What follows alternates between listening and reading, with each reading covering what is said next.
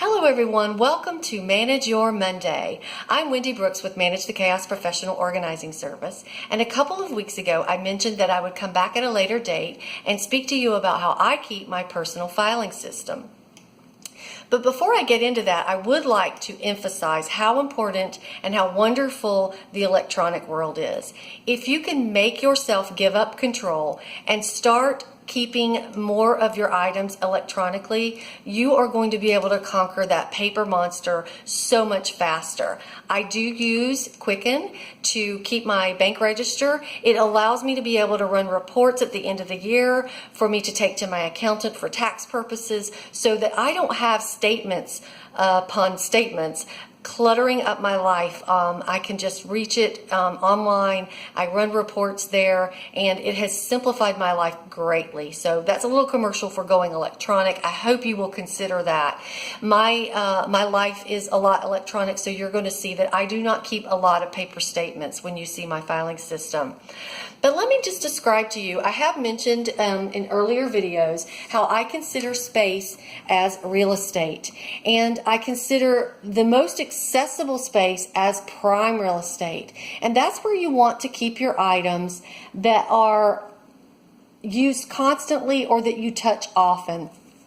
I do have a lateral file system with 2 drawers, and so my upper drawer I consider my prime real estate, and this is where I want to keep things that I work with on a daily basis. You can go back and look at my previous video for how I keep my upcoming bills and such. I do not keep them here in the filing cabinet. Please refer to that video if you'd like to know more about that. In the front of my filing cabinet, I have my business items, and we're not going to discuss that today. It is growing. I'm probably going to have to have a separate filing system for that, but for right now I do keep my items right here in the front and center. But when it comes to my personal filing, I think of things more in terms of topics, broad topics, rather than individual little file folders. I know there is a system out there that is loved by many, but what I find with that is that it's touted as, you know, you never have to know what to purge. It just kind of self-purging. But I find that you have so many folders with one piece of paper in it that to me is not cost effective when it comes to my real estate. So here's how I break mine down. I have a folder for banking, and I have individual folders in here for anything that I consider banking, such as letters from closed accounts. We paid off all of our debt, and so if I received a letter where we closed out an account, that goes in here. My identity theft folder is in here because, I don't know, I think of that in terms of banking. You might not, but I do. So that's my banking folder. And then I have a home maintenance folder. Now I have another in my lower drawer. I have more about my home, but this is where I keep things that I want to put my hands on frequently. Like we have our lawn service, our lawn care service here, and I want to be able to keep those statements to see what they may have done to my lawn, so I can go back at any time and say, why is my lawn dying? What did you do to it? And I can refer to that. I like to keep that up here. That's pretty much the only thing about my home that I keep up here. Now I have an investments folder, and that's, you guessed it, all of our investments. My husband worked for a previous employer. His pension information is there. Our current IRA investment house is there. And I don't keep months and months and months of the statements. Whatever statement comes in, and this goes for throughout my filing system. When I receive something that I file, I put the newest in the front, and then that, just by reason of logic, the older stuff is in the back. When I go to purge, I look at the date, decide how long I want to keep something, and I just take out the oldest and purge it and shred it. I keep my little shred bin right over here for easy access. And so I have my Social Security statements in that. Then I have medical, where I keep all insurance EOBs and or statements that I've paid or whatever. Again, I slide the newest in the front, and every now and then I will go in the back and think, you know what, this is over and done with. I do not need that.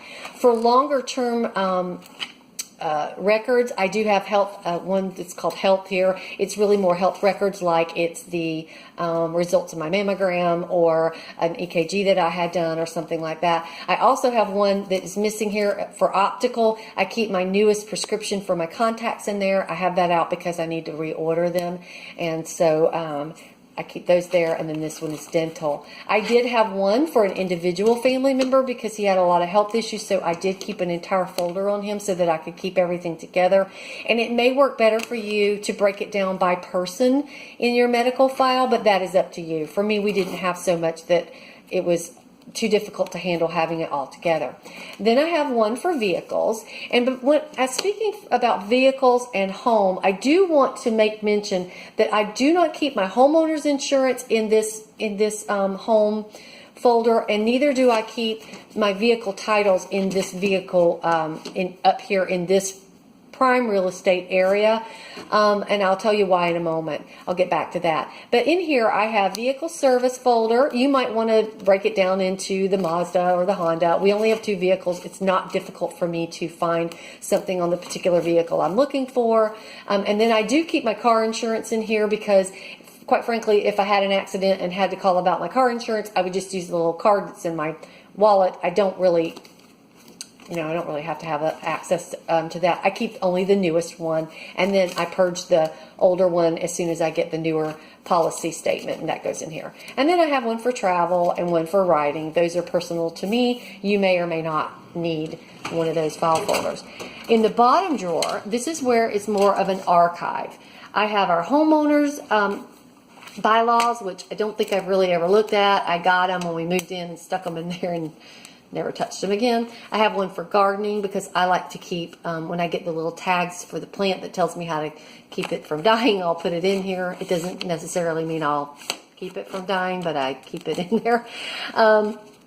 And then this folder here is more home improvement. I have home paint colors. This is more like where we ordered the flooring from, perhaps. Or I love that I keep my swatches for my paint colors in the house, so I never have to go into Home Depot and say, well, it's got it close to this. I know exactly what paint colors I have because I keep the swatch right here in my home improvement folder. The next section are warranties. We just had our roof and our air conditioner replaced. Thank you, Irma.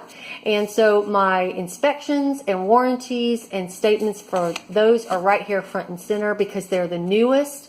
Again, I keep it the same system going. Newest goes in the front, so anything in the back is the oldest.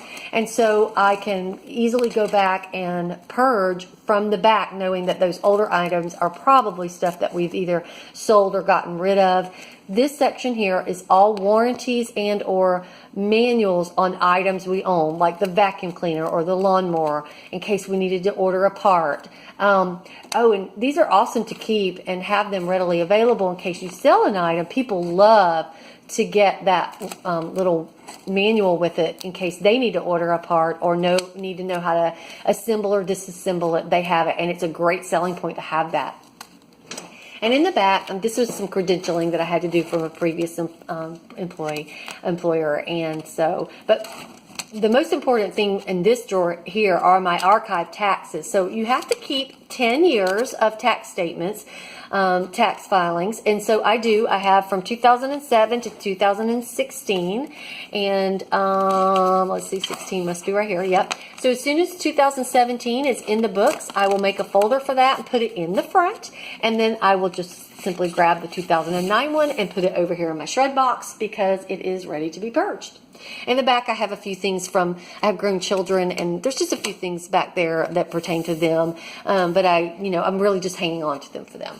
Now, I did say that I would come back and let you know what I do for those important documents such as car titles, birth certificates, marriage certificates, passports, your homeowner's insurance policy, I keep those in a safe. We do have a safe, and it's fireproof and waterproof, so that is a wonderful place to keep them. If you don't have that, then I would make an entire hanging file folder for those items, and I would put it all in the same folder so you could easily grab it in an emergency if you have to evacuate for a hurricane. We live in Florida, so that is a possibility for us. If you had to leave your home quickly, you could grab that one file and leave with it, and you've got everything of importance, all your car titles, your birth certificates, your marriage certificate, your passports, your homeowner's insurance, and stuff like that. I actually, before we had the safe, I kept mine in a plastic Ziploc bag in that folder, just in case there was a water emergency. I don't know why. It made sense to me at the time.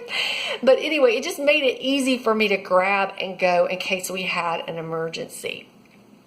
So that is how I handle my personal filing. It's simple, it's easy. I do not keep a lot of paper.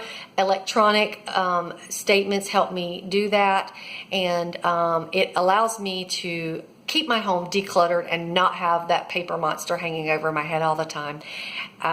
For me, the simpler, the better. Remember, something doesn't have to be Pinterest worthy to be perfect, because if it works for you, it's perfect. And this system works perfectly for me. I hope it helps you. I hope everyone has a great week.